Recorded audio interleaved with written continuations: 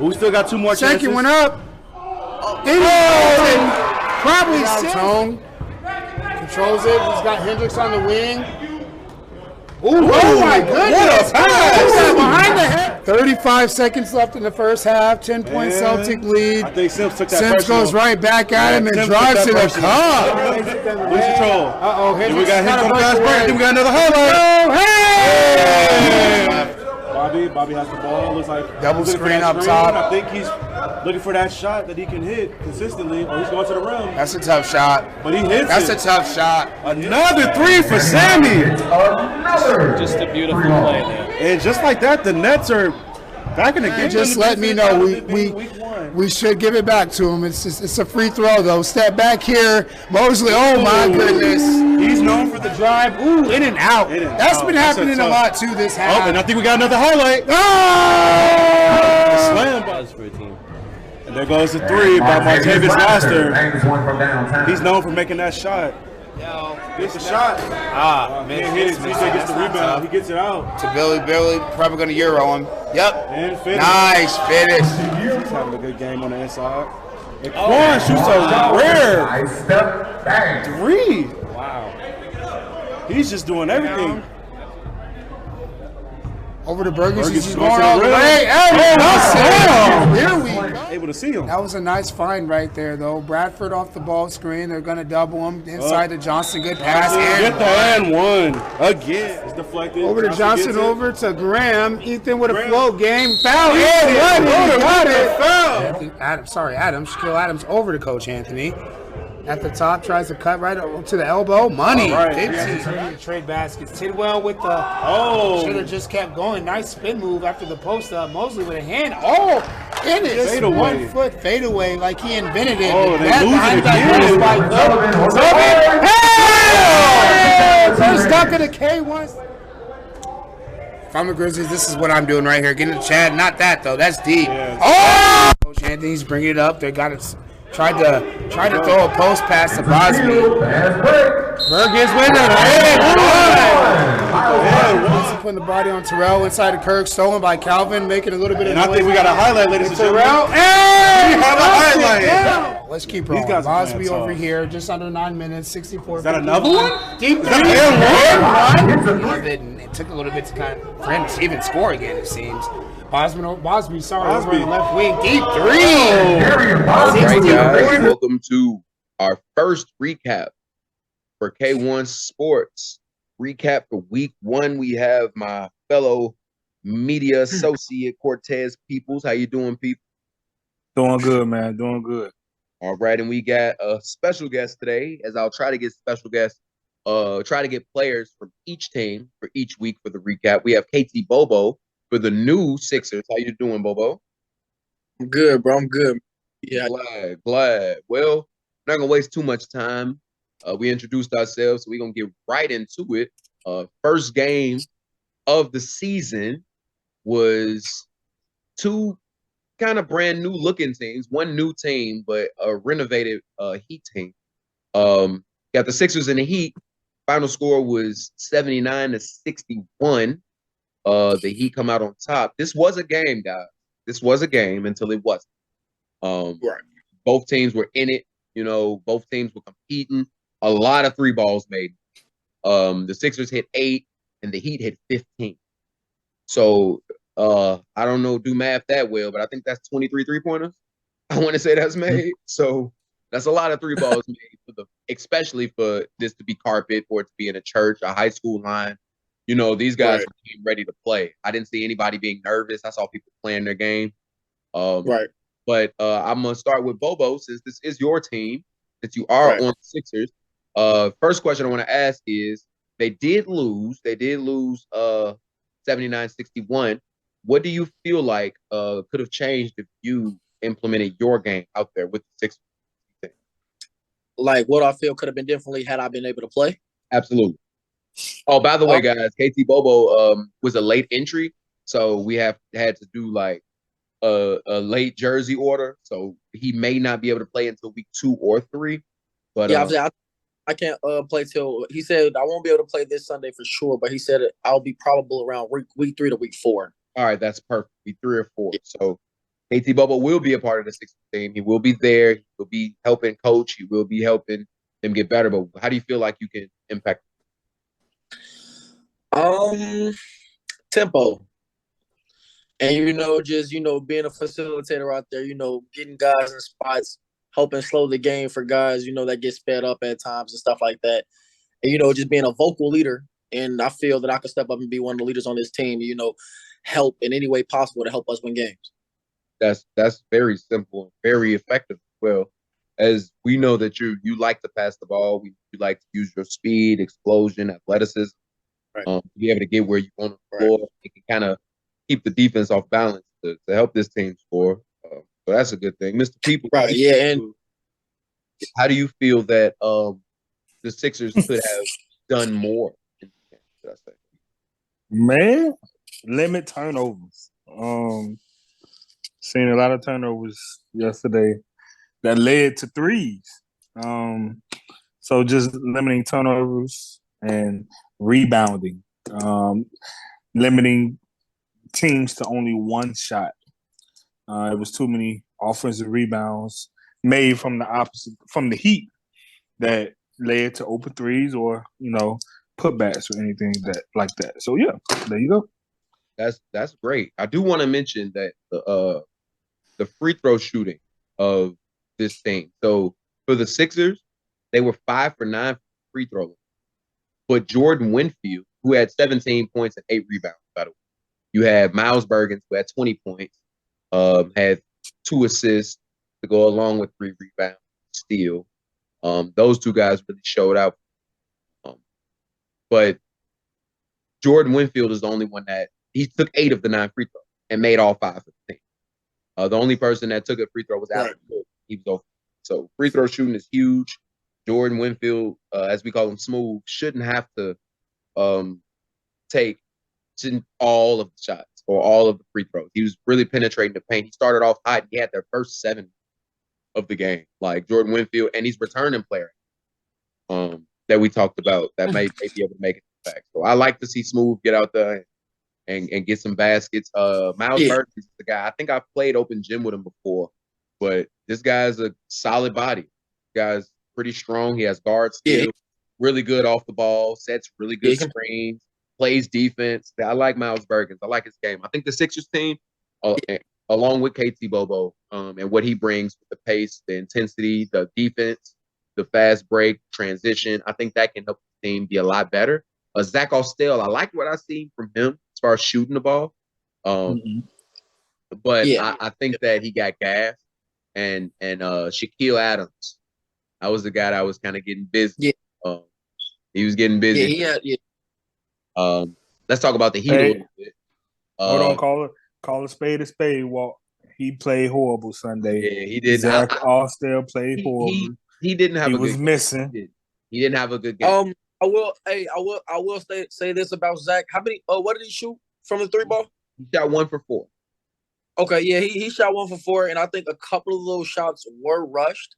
So I figured once I get implemented in the lineup, maybe I can get him easier, smoother looks because I figure because he shot 1, he started off 1 for 1 from the top of the key on the opposite end of the half, and those other 3 missed. We were down, and so I was telling him, I'm like, when we get down, we can't become that team to play hero ball and everybody starts shooting shots that they shouldn't be shooting, trying to game.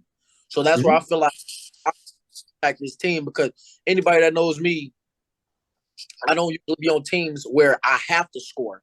But in this season, in this system, and on this team, I'll definitely try to help because Jordan had a great game. Miles had a great scoring game. I'll definitely try to come in as a third piece and just step up and try to be helping scoring the ball as well. That's beautiful. That definitely can be something that can help the Sixers team. When you look at the roster on paper, it was kind of hard to see what type of impact they would make. But Jordan Winfield having the game he did, Donald Ellis making shots, Jonathan Townsend probably he has to do more. He's very much capable more than 4 points, 2 for 9 from the field, 0 for 3 for 3. He had 4 rebounds and 4 assists, which is the 4 assists he led the team assists. So that's big. Right. I give him. But this Heat team, they had 6 guys, and they just I can't even lie. 4 of them were in double figures. The lowest double figure was 13. You had Yeah, watching the game, Trey Anthony had a great game. He was 6 for 7 from the field, Yeah. 2 for 2 from 3, 3 for 4 from the free throw line. Had 5 rebounds with 2 assists, along with 17.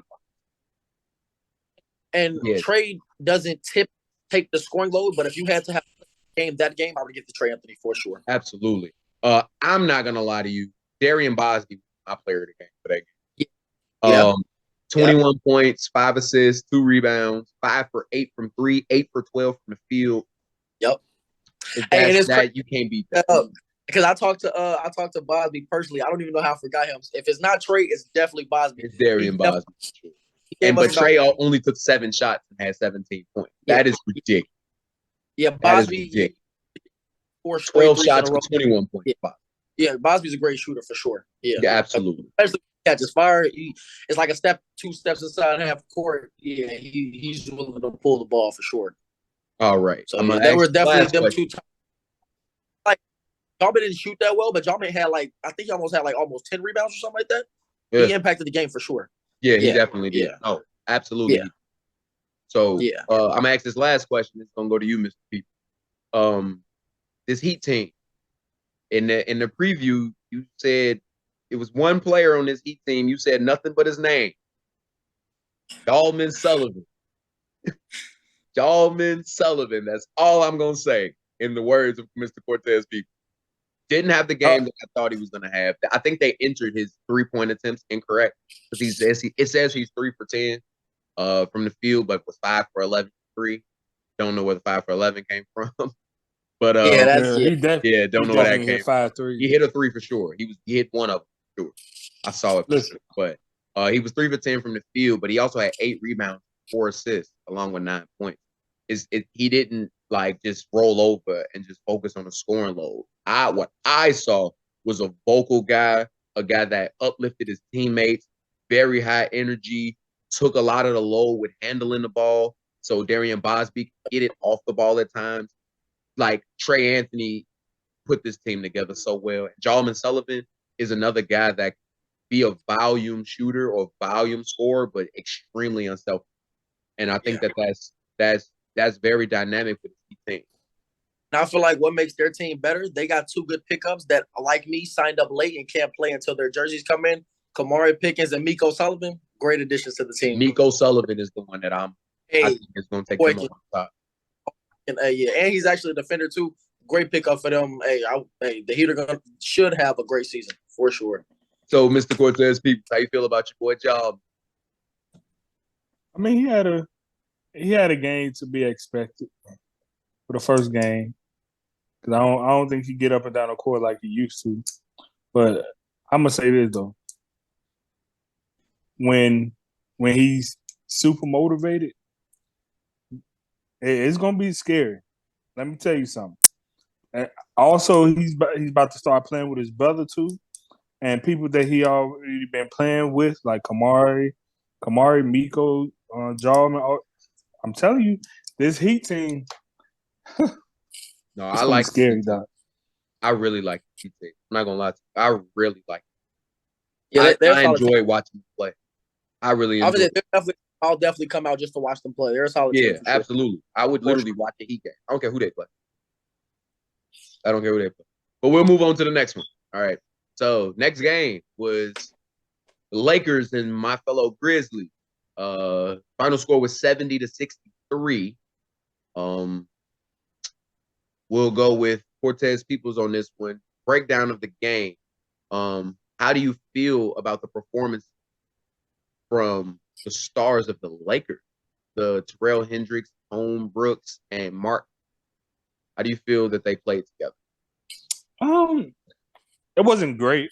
Terrell definitely still had to get used to playing with Tone and all of those individuals. I mean, he had a good. I think how many rebounds he had? I think he had about 6. Terrell Hendricks had 5 rebounds. 5 rebounds. So he had 10 points, 5 rebounds, 2 steals, and 4 assists. Okay, so I mean, he's still feeling the team, still feeling how to play with Tone and all the other ones. I mean, Tone Brooks, I feel like some of his shots were rushed. I feel like he was just So sometimes he was out of rhythm and he was still taking shots. So I really feel like he was taking that. I'm going for MVP this year in the first game. So I mean, if he just play within the game, don't let the game play him, he'll be just fine. And Mark Connor, Mark is Mark. I mean, I feel like every team want to Mark Connor because he's gonna play defense, and he's a big guy, 6'5", I believe, 6'4", 6'5". He's 6'4", 6'5". Yeah. That can hit the three, and he can hit it consistently. So I mean, I feel like Mark Connor out of all three of them had the better game. He had 18 points, 2 rebounds, but he shot 7 for 13, 2 for 5 for 3, and 2 for free throw line. And keep in mind, he missed half of the first half. So he didn't come into the 9-minute, 10-minute. Right.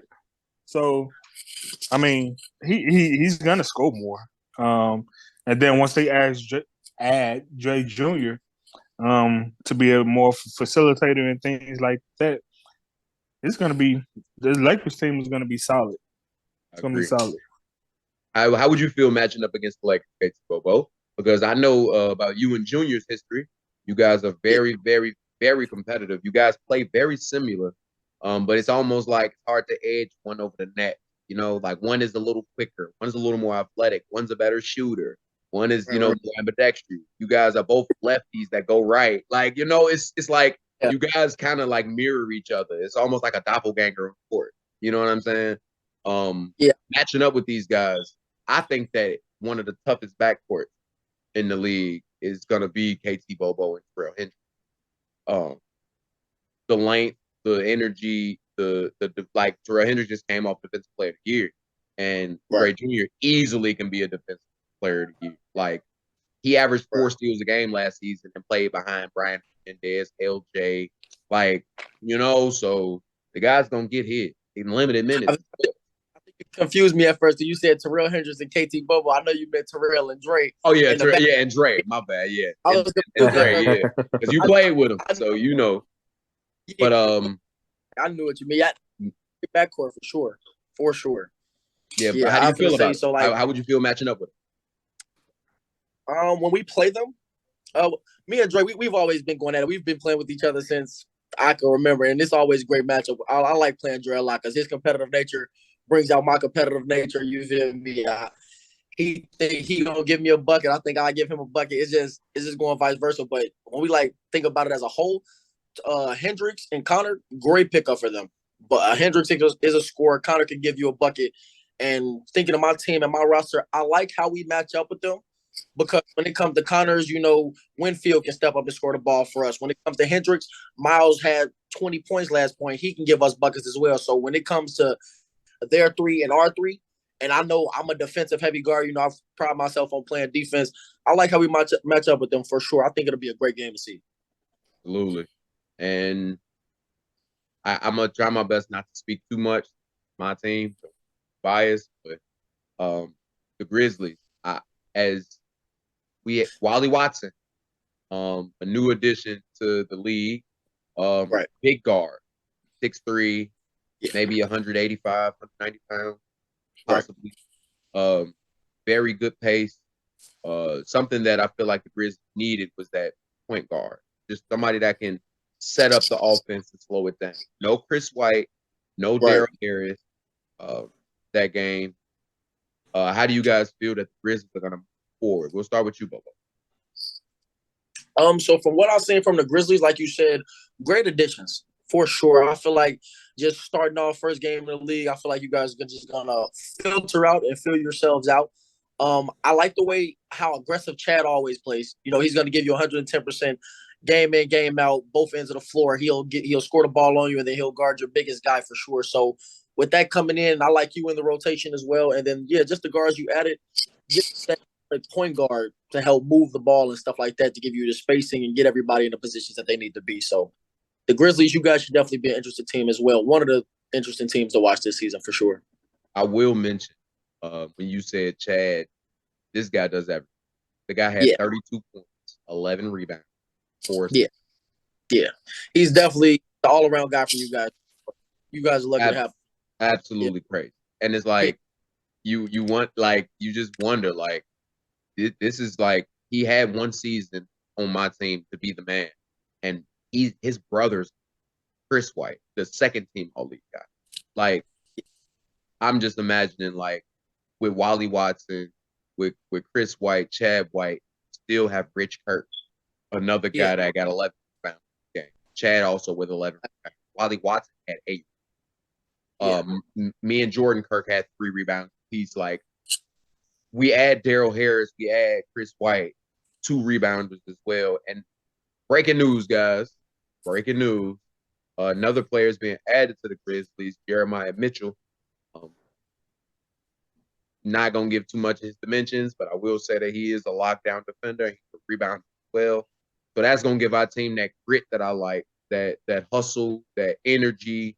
And then we all know each other. And I pride myself on nobody being from Kankakee on the team. So this is like, like I feel like we're going to bring a whole new to the gym. And people are going to wonder who these Grizzlies guys are. Who are these guys? And I love that. Mr. Peoples, how do you feel that the Grizzlies can get better going forward after they even add parts? Because it's only one ball. Mm-hmm. You just took it out of my mouth. It was the ball stuck too much Sunday. I feel like Wally is a great guard. Don't get me wrong, big guard, love to have him. But I feel like he stuck the ball a little bit sometimes. He dribbled a little bit too much. Maybe send a screen so he can go and attack the basket more, or create an offense where you guys are moving. Because if he just up there dribbling, not going anywhere. So and then you guys are getting like last minute shots. You don't want that. You want to be in rhythm when you shoot. So yeah, that's all I would say. Just make sure the ball keep moving. Don't let it stick in just one person's hands, and create opportunities for everybody.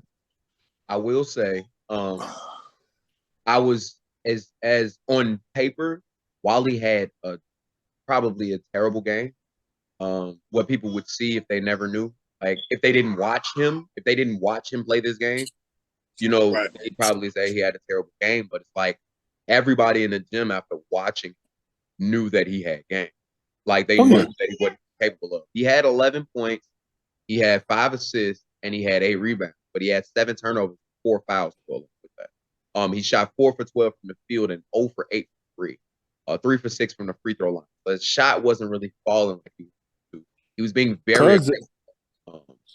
So I feel like, once he gets used to the carpet, the carpet, it's the carpet. You got to break the carpet in. I feel like everybody had, and like you said, dribbling too much. People that handle the ball a lot, are used to hardwood, come to the carpet and can't play the same exact way. At guard, you have to make quick decisions.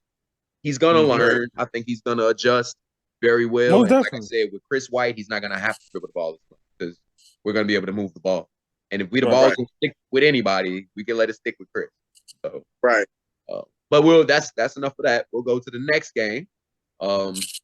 Another new team. Kind of disappointed a bit in the way that they played. Ball didn't move as much as I wanted it to. The Celtics and the Thunder. Final score was Boston wins 71-50. I'll run down some stats real quick. Celtics. They had 3 guys in double figures. Sean Sims with 17 points, 4 assists, 3 rebounds. You had Ryan Kavos with the regular 18 points and 8 rebounds. Then you had Phil Andrade with 12 points and 2 rebounds. A little shock when Antonio Phillips game. He rebounded the ball well, though. He had 7 rebounds, but he only had 7 points on 3 for 9 shooting. 0 for 4 for 3. Not characteristic of him, but being a guy that had to do everything last season and come in here. Now you got Kavos, you got Sims, you got Christian Straw, you got guys that can shoot the ball and score the ball along with you. Trying to figure out how to mesh, move in. He also told me out his mouth, like, hey, I'm gonna have to start performing because I don't want to lose my spot in the rotation. That's something to say for a guy that made a second team all league. So that lets you know that the standard that the returning champ set. Like, hey, we're trying to win. Like, and he knows that, hey, if I'm not performing, I'm not going to get a report. And it's not like a bad thing, but he wants to win, and he's willing to sit himself. So I love the mentality. I think he'll be fine. And then for the Thunder, Rajon Thomas led all scorers with 13 points. He had 1 assist, 2 rebounds. 5 for 12 from the field, 1 for 5 from 3, 2 for 7 from free throw line. They were 3 for 10 total. Antoine Peterson was 1 for 3. Ahmad Smith was the second leading scorer with 12 points. He had 4 rebounds. He shot 4 for 9 from the field, 4 for 8 from 3. Ahmad Smith was knocking it down. But that's pretty much it. They scored 50 points total. Nobody else got higher than 7. And that was Antoine Peterson. Let's talk about the Thunder first, guys. You know what the defending champs. How do you see these guys managing this league? After watching the game, I didn't see much of how they can improve other than moving the ball or letting it sit, you know? I'll go with Cortez. Listen, the Thunder is Miami Heat of last season. They got the Link brothers, which Miami had last season. Then they had Keyshawn last season too. So I don't have much to say about them. I mean, they just remind me of watching the Miami Heat from last season, and we all know in moments that wasn't good. So I don't think they are bad. I just think they just don't have enough to beat some of these teams that we have in the league, and it's going to take a lot on the defensive side. And they didn't play defense yesterday the way that you're supposed to play defense. So yeah, that's how I feel about them. I will say on the defense, they did match the rebound of Celtics, which is huge because K-Voss, Phil Andrade, and Antonio Phillips are monsters. They had you said they matched it? Yeah. Antoine Peterson is amazing. Amazing. Was he I forgot how he looked. But Antoine Peterson is about 6'4". Okay, I think I remember now. But he's very athletic and jumping vertically for him. Yeah. Like, I don't know what it is, but like from a no step, him jumping straight up in the air is like very, very good. Like, he's just a little fragile. But outside of that, he's a pretty good rebounder. I just don't see them winning a lot with these teams that we have this year. Because we have some pretty good teams, and I mean, I just don't see it. Yeah. Bobo, how do you feel about this Thunder team? To be honest, if the Thunder truly, like I've seen the roster, if they genuinely want to come out here and win games, they're really going to have to pride themselves on the defensive end. Because I feel like they have the athleticism to actually, if they actually like talk amongst each other and say, hey, we're going to get these stops, and the offense will come through us playing defense. Because not saying that they don't have any offensive talent, but like consistency is key if you want to win this league. You can't score a 31 game and then you're shooting 1 for 8 the next 3. That's just not going to get it done. So I think the leaders for them, if they really want to have success, Ahmad is going to have to step up every single game. CJ Link, I would personally say CJ and Brajan are most likely 2 of their better, if not the 2 best scorers on their roster. So them 2 are going to have to figure it out. I know they didn't particularly shoot the ball well game 1 of the K1 league. So it's not too bad to get it off started. But if they seriously want to actually have an impact on this league, those are the main 3 guys that I think are going to have to personally step up on the offensive end. But as a collective unit, defensively, you got Dubs, one of the most athletic people in the league, hands down. Antoine, he can play athletically. CJ can jump, Cam can jump. So athletically, I wouldn't say that they're like behind more so teams, but they're gonna definitely those three right there, Ahmad, Brazion, and CJ will definitely have to step up and score the ball for them at a high level. And I think they gotta like really pick their shots instead of like same thing that my team did. When we get down, you can't just force or shoot bad shots. You still gotta stay and shoot the better shot for the team and not just shoot the ball up because you down 20, because that's not gonna switch the result around and help you win anyway. But as far as winning, I don't see how many. I don't particularly have a number as to how many games I think they'll win. But in my opinion, if they want to win games, those three got to step up offensively, and they got to, as a collective unit, get on the same page to guard and get some of these stops. Because in this league, we have a lot of great scorers and a lot of teams that can score the ball efficiently. So, absolutely, I agree. Like I said, there's not much to talk about with the Celtics. They're the defending champs for the most part. Most of them. Right. Added Antonio Phillips, Christian Straw, Aaron Carr, Zach Washington. They're going to be fine. These guys, the people are going to come in on their A game to play because they hate the champions. And they got like 10 to 12 players now, so they got a deep bench as well. The Celtics, and then they got Josh Arsenault, so they got a great coach in him for sure. We haven't even talked about Jared Johnson, who hasn't played. He's a very dynamic. He's a tall guard and they're a great shooter, great playmaker. He's doing a great job at school right now too. Him, I think those guys are going to be the guys to beat for sure right now because they're always guys. But that's pretty much it. Just tip my hat off for the Celtics for handling business as they should have in this game. They'll watch for sure. All right. We have D. Scott joining us in for the podcast, guys. How you doing, Scott? What's going on? How y'all feeling? All good, my guy.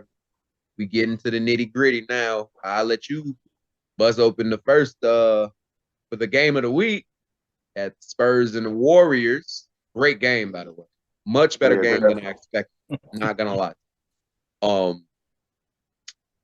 Yeah, much better. The Davis brothers, Jeremy and Octavius, for the Spurs, balled out. 19 points for Octavius Davis, 13 points for Jeremy Davis, hit 4 threes. Every bucket he had was a three. Octavius Davis, 7 for 14 from the field, 2 for 4 from 3, which is huge. If he's knocking down outside shots, he's very hard to guard because it's hard to guard him in that restricted area anyway. Finishes so well around the rim. He was 3 for 4 free throws, with 2 of those free throws coming late in the game to clinch the game.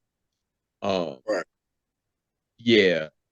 4 rebounds from Octavius, not used to that, but Trey Johnson had 12. So he's probably gobbling up all of the there.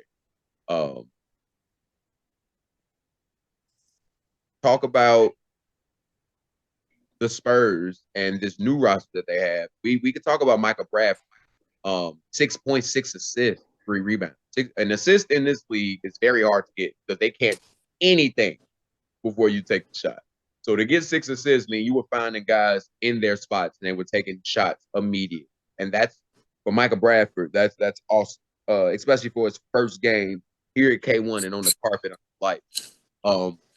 Talk to me about how you feel Micah Bradford can get these guys involved and how the Spurs can continue to win games. Yeah, so for me, with the Spurs, a lot of people hated to see Dennis leave because Dennis kind of played that same role. He got guys involved. It was active hands on defense, active rebounder, could, get a bucket. So for this being Micah's first game, I really didn't know a whole lot about him until I did my homework when he was in the high school or whatever in college. But it was I feel like for a first game, that's solid.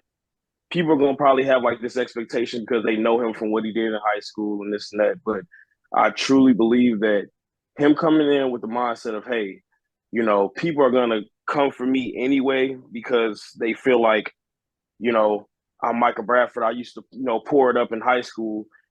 He came in with hey, let me get other guys going, and with the way that, the Davis brothers was playing, it was that was just perfect. It kind of worked. So, because you like you said, you missing some pieces, but he came right in with guys that he probably, doesn't play with regularly, and he was able to get them involved and really like set the tone for what he could really do as far as a playmaker. But I feel like going forward, we'll start to see more than just playmaker. We'll see the buckets. We'll see him getting his own. We'll see him, doing a lot more. And I think that was really, really important for the Spurs to add because, like I said, I haven't really been able to go back across their whole entire roster, but I just know from Sunday I didn't see like some of the usual faces that I would normally see. So it's like that's good to see out of somebody new because like with me talking about like how like we had like these rookie of the year talk going on or whatever for this season, I really tried to keep my eyes on like the first year guys, like to see how they were adjusting with playing with the people who've been playing on the carpet and with guys that they normally play with on like sometimes a day-to-day basis or whatever. But I really, really think once he starts to really get his feet wet, I think he's gonna really be okay. He's gonna be a nice piece that can, contribute along with the Davises. So Bobo, tell me how you feel about the team that you left. The Spurs. How do you feel that they play? Team I left, man. Emphasis on left. I'm just I know, right? Emphasis on the left part, but hey, man, it is what it is. But about the Spurs, they got a solid team, man. They got a solid team for sure. They Michael Bradford, I don't know if y'all know this, but a late add-on, he can't play till his jersey come in as well. They got Gerald Duckworth as well. So adding Micah and Gerald, great pieces for that team for sure. And to speak highly on the Davis cousins that Jeremy, they played extremely well. And I was happy to see Ak play well. And when the ref gave him that foul call and he went to the line, I knew those free throws, I knew he was going to sink them for sure. And Jeremy, for his very first game in the league, he was hitting some tough, crucial shots for them. So I was going to say, down the line, I see them being one of the teams to beat. If they can all get it together, I'm like, man, you Micah, Gerald, you got Trey Anthony, you got Ak, you got Jeremy. Yeah. So honestly, I can see them being a great team. And I think that they played really well. Especially since it was Jeremy's first game. But yeah, I see them being a good team this year. What about you, Mr. Peoples? How do you feel about the Spurs? Oh, man, I like them, man. I like the Spurs. Like I said in the preview, look out for Jeremy Davis. He put on the show yesterday. I've been knowing Jeremy since I was growing up, going to St. Anne. And him and Octavius, they know each other. They feed off each other. They know what each other does. So just adding Micah and Trey to that, and Gerald, like KT just said, like they're gonna be a team to be reckoned with. Because even Ethan Graham put in some buckets. The redhead. Yes, sir. And he put in. He got either. Yeah. The Green brothers wasn't there either. That's Oh yeah, Chris. Oh yeah. Yeah. It's a bittersweet moment, man. Watching them play, man. I don't got nothing negative to say about the Spurs. They look really good. They played tough. They lost Dennis. They lost Bobo. They lost some people. I'm super excited to see how well Jeremy and Octavius play for sure. Obviously, I'll always watch their games, so watch both of them play. And once Chris and Ben get there, dynamic shooters too. When you got facilitators like Micah and Gerald, I can play any role. Jeremy can play any role. You got Trey at the big man. You got Big John Martin coming off the bench. Hey, they're a great team, bro. They're going to be one of the top for sure. And I can't wait to see it. I agree. And I do want to mention that we just came from open gym with Micah and Gerald on the same. I was on the team with them. When I tell you they make the game so easy. Hey, I was guarding. So easy. Like I felt like I missed so many layups and we still won the game. Like I like they made the game. whoever got them on the team, great additions for sure. Absolutely great additions to the roster. I remember talking to Micah. I'm gonna say this. Move to the Warriors. I remember talking to Micah Bradford last season. Toward the end, he came to the scores table, and him and Micah and Gerald are like best friends. So like, I asked him like, "Oh, you finna join the Lakers?" Gerald's your best friend. He said, "Nah, I want to beat them. I want to play against them." And right when he said that, I knew that he was a dog. I knew he was a dog because these your people and you want to kill them. You know what I'm saying? Like that's tough. So he went to the Spurs, and then Gerald ended up going to the Spurs. He wanted to play against Cone and Lil Dre and them. Like that was his thing. He said, "I wanted to beat them." So I like that competitive nature. He's a real chill guy too, very chill guy. But that competitive nature is huge. Now, you guys, there's a lot I can say about this Warriors team. There's a lot to say, but we have to try to keep it as short as possible. Right. What do you guys think went wrong with this team at that moment? I know Tyrese Mosley, as it shows here, fouled out kind of early. So they lost one of their scores. Wasn't shooting the best from the field. He was shooting 6 for 20, 5 for 13 from 3, which actually isn't bad. 5 for 13 from 3 is 38%. You'll take that. Right.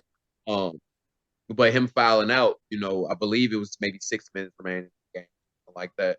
And then Latrell Tidwell had to take on a lot, and then Kwani Black was able to get shots. Those were the only 3 guys that went double figures. Outside of that, Otis had 4, and Alonzo King had 6. But there were zeros from Aaron, 0 from Jordan Houston, 0 from Jacquees Springer. You want me to go for it? You can go ahead, Mr. People.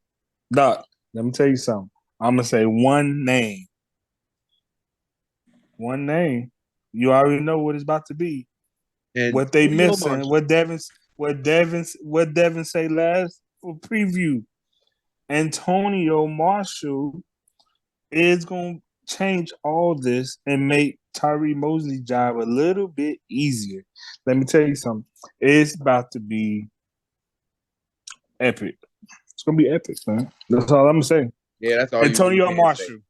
Antonio Marshall. That's all I'm gonna say. Yeah, it's like they can have this game, and then knowing Antonio Marshall coming later, it's like, okay. Yeah. One thing I'll definitely say about the Warriors. Anybody that knows me, I've always said, I don't care what anybody says. To me personally, Antonio Marshall is arguably, if not the smartest player in the league. IQ-wise, it's crazy. He is a very smart person. And to go off what Cortez said, he is going to make Tyrese's job a lot easier because Tyrese can score on the ball, he can score off the ball, but the ball is really focused in his hands. And to have a guy like Antonio Marshall, absolutely great pickup for them. Kwani Blackman, he's going to be key for them as well. Yep. He's going to be key once he gets rotations. And I think King and then athletic guy Jacquees Springer, they're going to be just fine. They're not one of the bigger teams, so when they play a bigger matchup, that'll be a challenge for them. But they definitely have some pieces. You definitely going to have to watch them, man, for sure. And Mr. Scott, how do you feel about this Warriors team?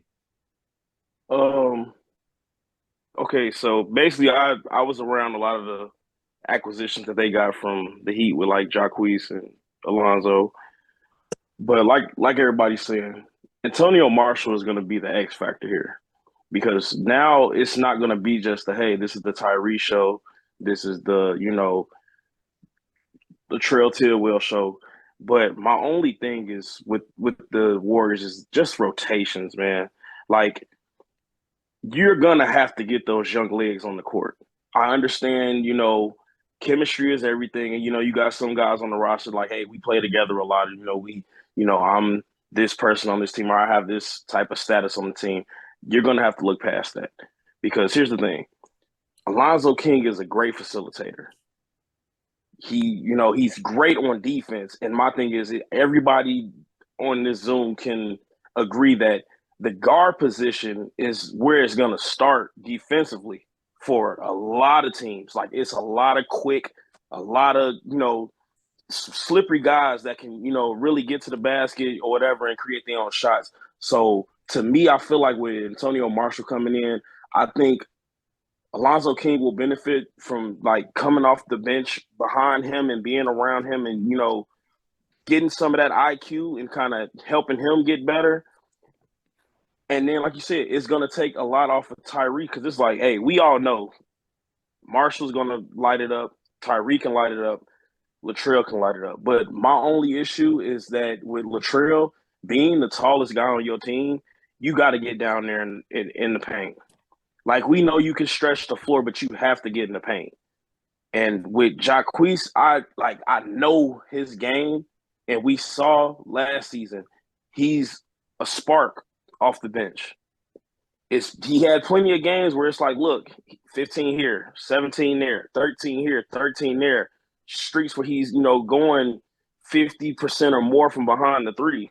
So it's like you have to get him involved, but it has to be a rotational thing. You got guys like those young legs, you're going to need minutes out of those young legs, you know, because the league is getting more athletic. Guys are, you know, they bringing guys in that can run the floor.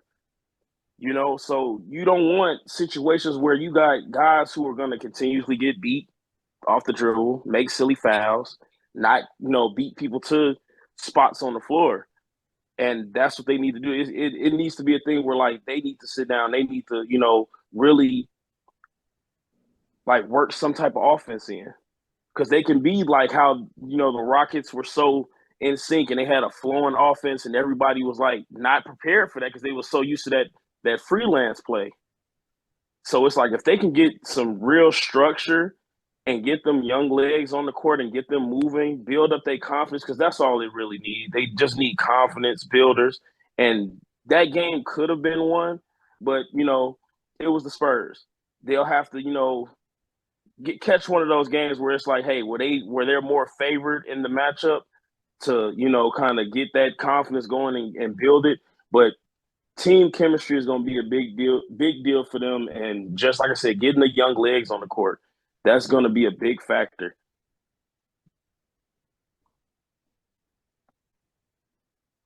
That is a great point of view to have because you have great relationships with the players from the Heat that won last season. Seen the acquisition, like you said, Jock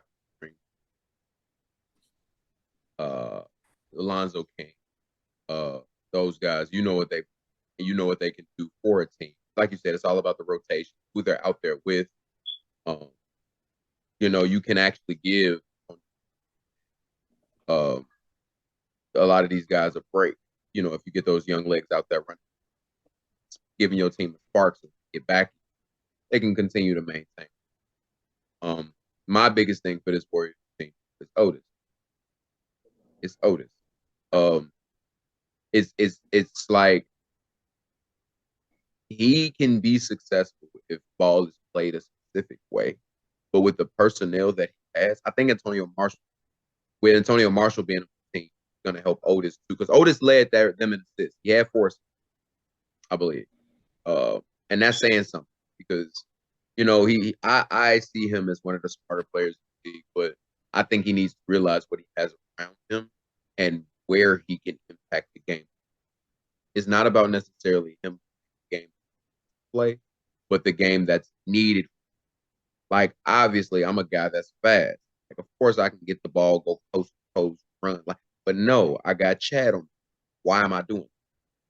You know what I'm saying? Like, it's just certain things. Like, he realized that he has Tyree Moses. So if he gets the ball and Tyree moves off, he knows that he got somebody that can, you know, relieve some pressure off of him. Like, he understands these situations. It's just more so implementing them with this squad. Right. Because KB, I don't know how he's going to.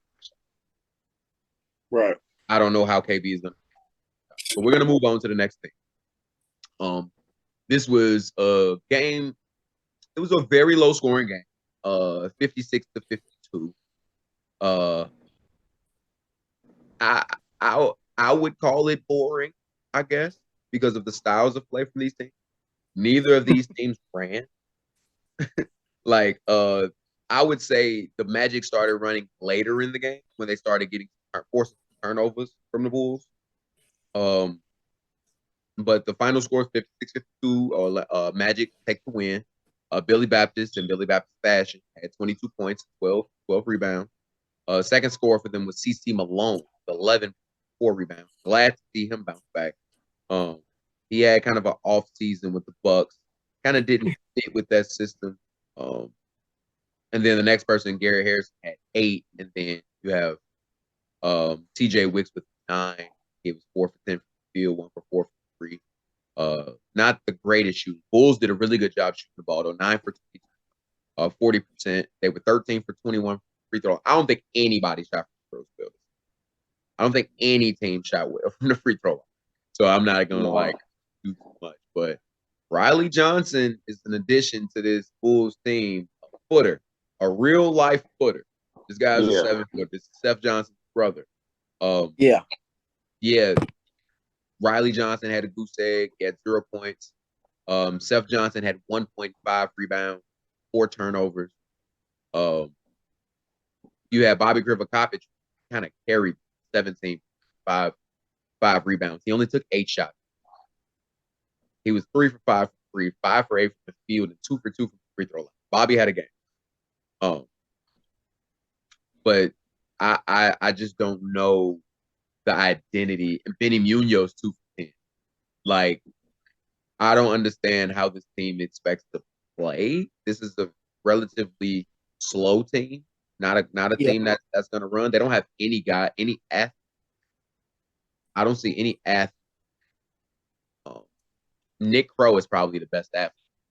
Yeah, probably. Yeah, I would agree with that. And he was on Nick Crow and Seth Johnson bench. I was trying to wonder what the rotation was like.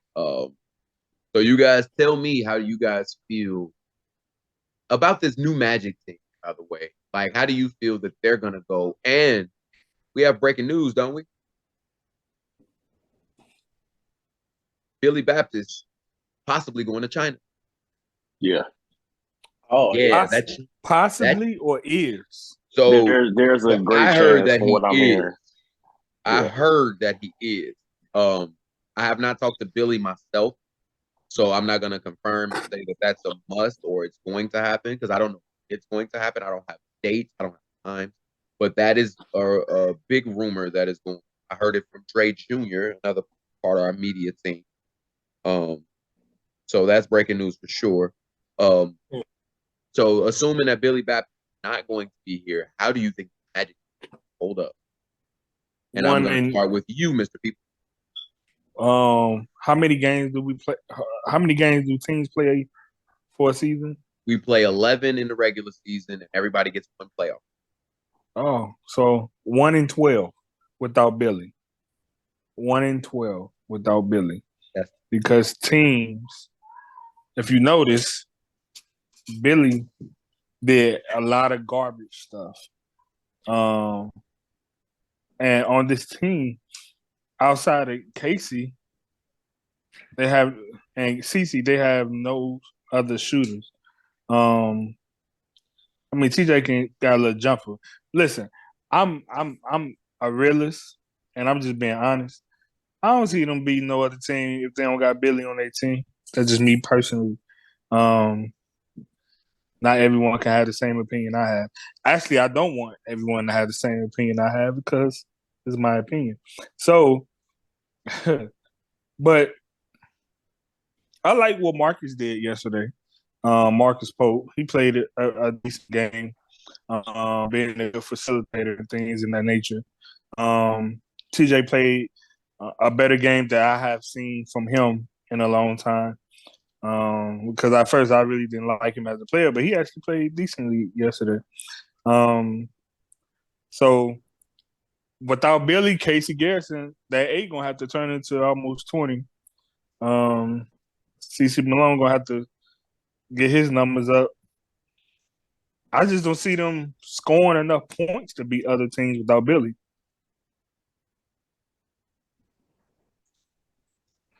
If we being honest, I mean, they scored 52 points. The Thunder scored 50. You said who? The Thunder scored 50.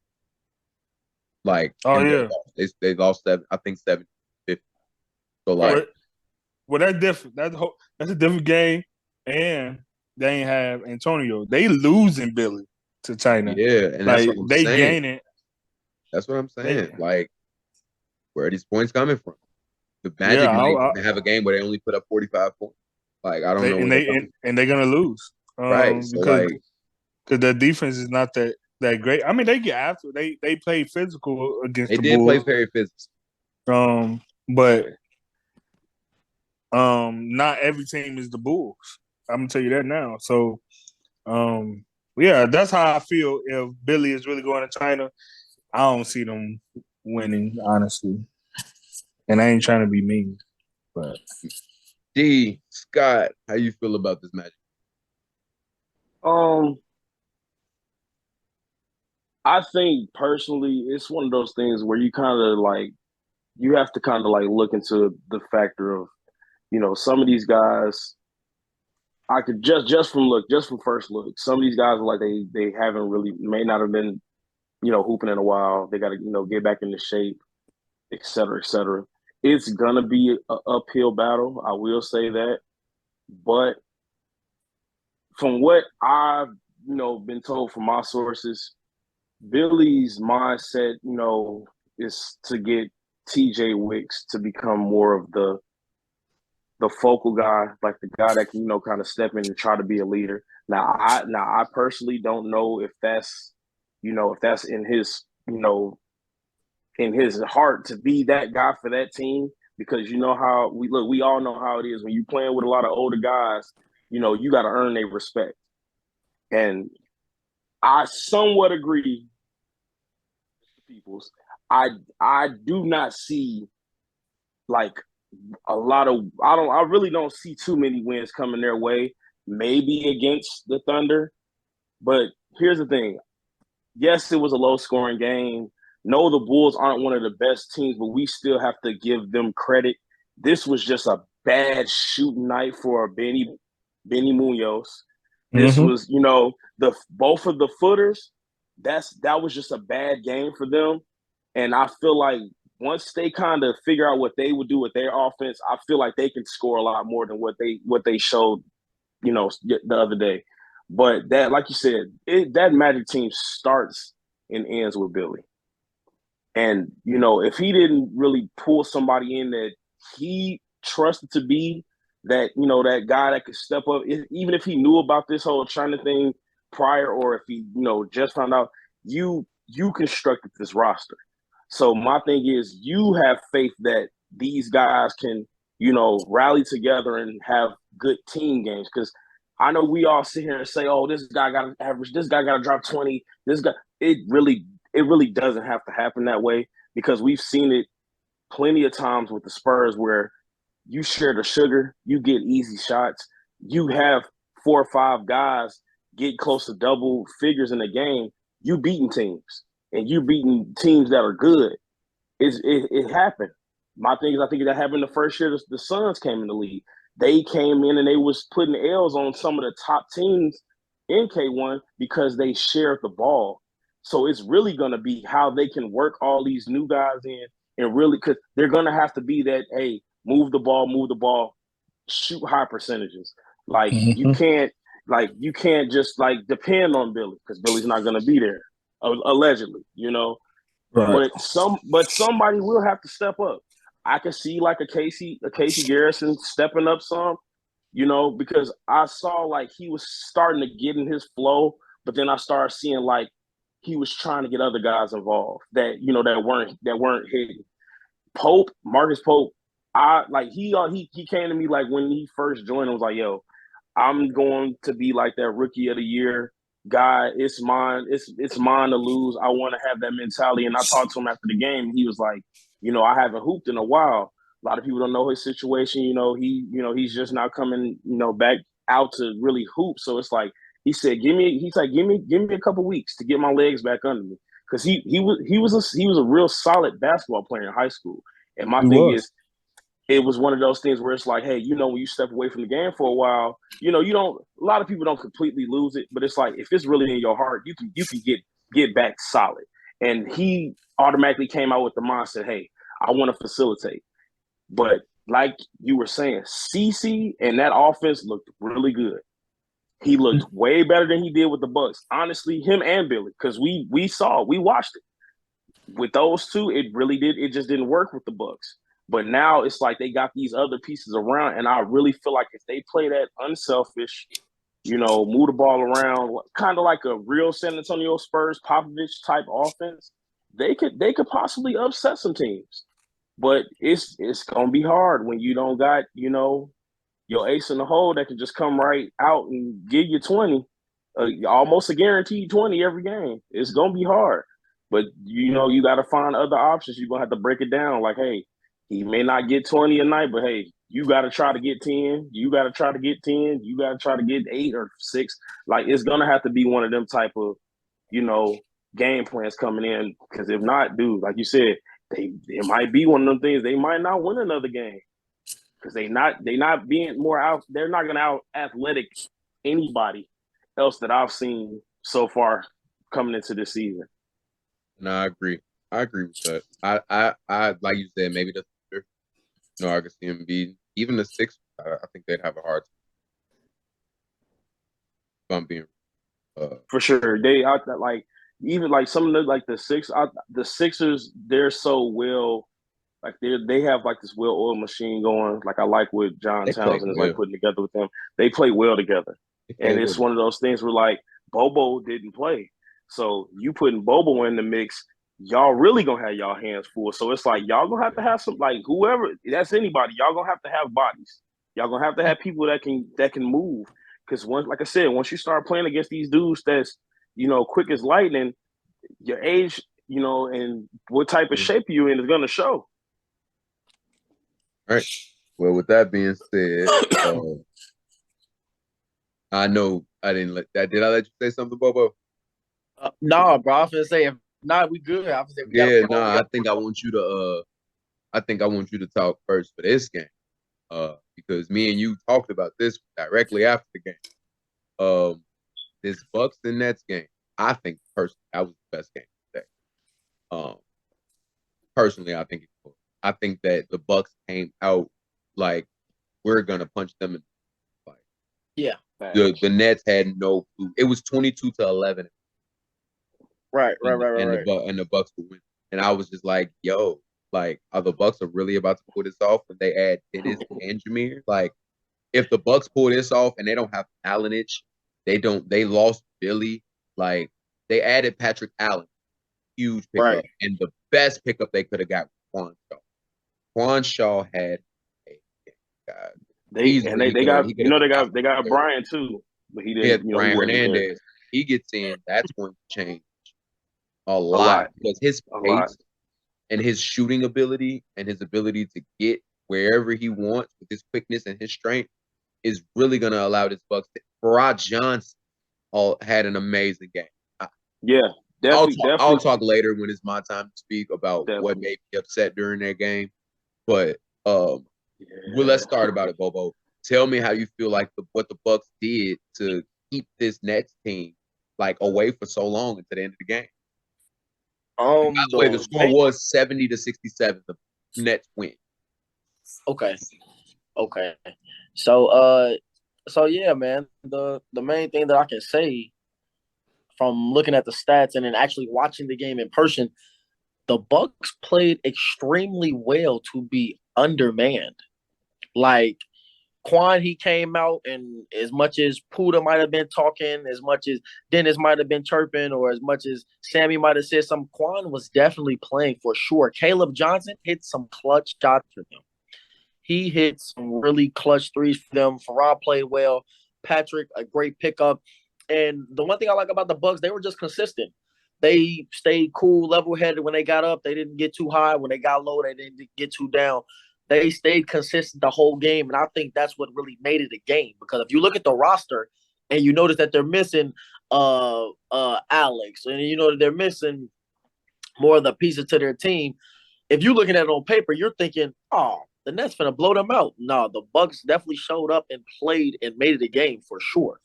So that's one thing that I can definitely say.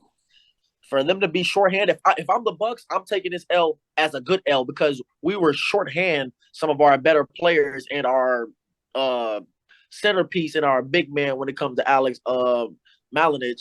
So when you take that piece away, they didn't really have a big. I think their tallest person, their whole starting five, the tallest person was no taller than like 6'1", 6'2", maybe in I Quan want to Shaw say Farad Johnson or Patrick Allen. Yeah, or for I Farad would say 6'1". no I taller think than they 6'1", tall. 6'2". Yeah, I would say so. They really didn't have a taller lineup, and they were really out there competing. So if I'm the Bucks, I'm not getting down about this L at all, especially being shorthanded against a solid full Nets team. Everybody was there. So if you really look at it, they really competed shorthanded for sure. So kudos to the Bucks for sure. The Nets, they took care of business, did what they had to do. They shouldn't have lost this game with the Bucks being as much shorthanded as they were. But the Bucks for sure. If I'm them, I'm definitely gonna take this game into consideration and think that hey, we could be a good team down the line with our full roster for sure. A special shout out though to this guy here, Tristan Ford. This is Tristan an Ford, amazing step. This is an amazing step. For his role for this team, the guy had 9.6 assists and 6 rebounds. He had 3 turnovers, but he had the ball a lot. And he hit a three. He hit a 3, crunched, and he was 3 for 8 from the field, which isn't horrible. Everybody needs to make free throws. They were 56%. Everybody was bad. Like everybody was bad. Like I said. But like I said, I love this Bucks team came out to play. They did. They did. How do you Mr. Peoples, how do you feel about how the Bucks matched up with the Nets in general? Matchup, like, do you feel that the Nets were outmatched at one point? Do you feel like they just got it together at one point? How do you feel like the Nets even came along to endure, like matchup wise? Get the picture. Matchup wise, man. Honestly, I was one of those people that said, you know what, the Nets about to blow them out.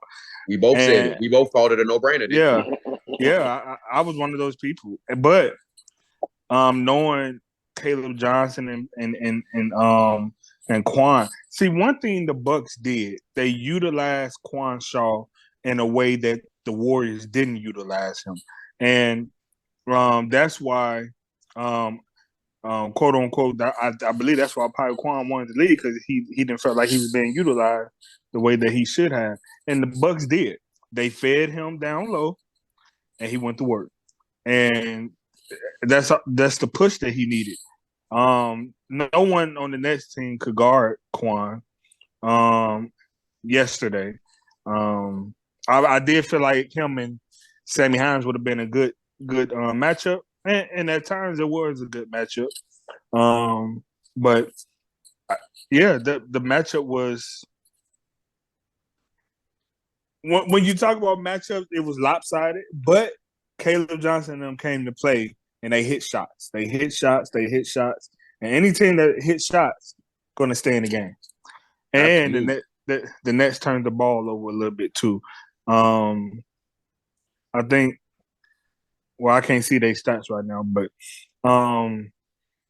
so boom, right there you got 3, 4, 5, 6, 7, 8 turnovers, 9 turnovers. So and also from the Nets perspective, I feel like they were shocked. They were like, what is going on here? And by them having that type of shockness happening, the Bucks still was hitting shots. So they like, I understand y'all surprised, but we still hitting shots though. So I think they just had to settle in and start filling the books, and they ended up pulling out the win. All right, Scott, tell me how you feel that the Nets brought themselves back into this game. The Nets brought themselves back in the game by being gritty, by being physical on defense, by, exposing that the guard play wasn't better than their defensive play. So, they forced a lot of bad shots. They, a lot of, contested threes that were missed, and they got out on the break. They tried to fill it up a little bit from inside, and they kept their composure. They got punched in the mouth, and they were shocked in that first few minutes of the game when the Bucks went on that run. But they was like, hey, you know, we know who we are. We was the best team in the league. We, you know, we got the MVP on our team, and the guy who was arguably in that conversation with the MVP on our team. And then we got a guy who, you know, was on the championship team in Jameer Hines, which to me, I feel like he is going to be big for them down the stretch because he adds that 3-point touch that the Nets were kind of shaky with over the last few seasons. Yeah, I agree. Sammy Hines was probably their best point shooter last. I remember because he gave us 7 of them. I was so mad. I was like, oh my God, who is guarding? Yeah, Sammy has that mindset where it's like, hey, either I'm going to try to fill it up from outside, or if I know the mismatch I have is I'm bigger, I'm stronger, I can get into my spots in the paint and be a little more physical. I'll get there, and it's a mid-range type of vibe. You know, he knows how to pick his spots on the court very well. But like I said, with the addition to Dennis, man, it's so scary what that team could turn out this season. You know, and the Bucks just happen to catch that, you know, that resilient, hey, we gonna battle back. We gonna show you like, hey, we got the pieces and the pieces that we needed to really put us back in the race to be one of the best teams in the league and to, you know, be one of those front runners for, you know, the title run. Yeah, I agree. I think that the Nets did a good job adjusting. Now, I will say my 2 cents on this game. There's 2 things about this game that one of them I love, one of them I hate. Like it really like bothered me before. It's just awareness in game situation. I feel like sometimes people want to just play versus realizing what the best situation is, like who's the best for what. Right. For the Nets, I would say the positive first. So for the Nets, there's one thing about this game that is the Nets' entire identity. They did not hang their head not one single time. No matter how bad things was looking, no matter what shot was or wasn't falling, this team never put their head. I saw their chins to the sky the entire game. Sammy's chin was to the sky. He missed the dunk and his chin was up to the sky. Martavius got pulled out of the game. He was like, me? He just came out the game. And then when he saw that he needed to be back in, he checked himself back in. And the person that checked him out was like, yeah, you're right. Like that camaraderie, that trust, that teamwork, it's a beautiful thing to see in basketball. Like it just really is. Because like you are your brother's keeper in this game. You as good as your worst player. So pull everybody up. You know what I mean? And one thing I did not like, I will mention this. For the Bucks, Evan Johnson did have to play. He went 1 for 9 from the field, 1 for 9 from 3. He had 4 points and 4 rebounds. But late in the game, Rod Johnson was at the free throw line. And the Nets were at the line. But the Bucks needed the Nets to miss.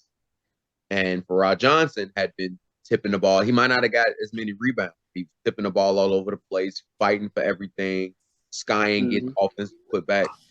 In that situation, I saw Evan Johnson check in for Farrah. And I immediately went, what's going on with that? Like I'm not even worried about you shooting 1 for 9. Like, it's your first game. You just got back out there. He shot it with confidence. Cool, great. But you're not nearly the rebounder that Farrah Johnson. You're not nearly the hustle energy guy that Farrah Johnson. Like, it was a defensive possession. Like, they needed the ball. Farrah could have gave it up afterward. Like, he didn't need to shoot a 3. Now, if you needed a 3 ball, yeah, take Farrah out the game. Evan, go in. I don't care if I take that. You know, even Farrah might hit him a 3 or 2. You know what I'm saying? He only took 1. You know, he was 2 for 4 from the field, like 6 points, 5 boards. I think that's great with the limited amount of time he played. So I think that late in that game, Farrah Johnson should have been in the game. I'm not sure if Patrick Allen was in the game. Sorry, guys, that's my son. But that's all I'm gonna say about that.